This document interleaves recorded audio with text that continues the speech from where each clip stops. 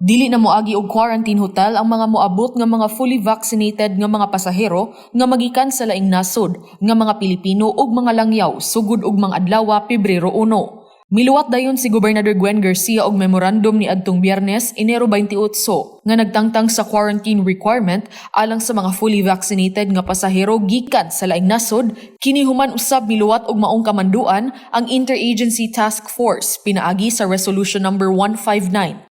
Kay numduman nga ang ideya pagtangtang sa quarantine requirement unang gisugyot ni Gobernador Gwen Garcia. Ato sa tigom nga gipatawag ni Gobernador Garcia, uban ang Department of Health sa rehiyon, Bureau of Quarantine, Department of Tourism, airline ug airport operators ni adtong Biyernes, gilatid ang bagong protocols alang sa mga moabot nga mga pasahero sa Subo, apil na usab ang mga dili bakunado nga mga returning Filipinos.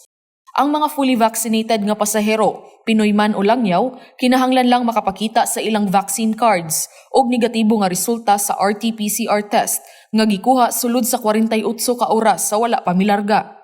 Samtang kadtong mga dili fully vaccinated, kinahanglan makapakita og negatibo nga resulta sa RT-PCR test nga gikuha sulod sa 48 ka oras.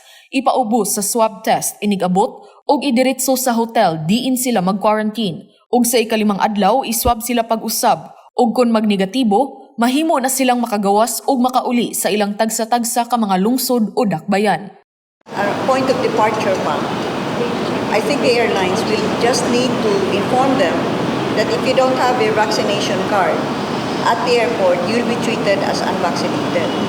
And you will have to be confined, again, for a 5-day quarantine. So those that are unvaccinated shall be subjected. We can still do the swab upon arrival and then again on the 5th day. But for the vaccinated, we cannot do more than what the IATF has said. Paula Mendoza, Balita sa Subo.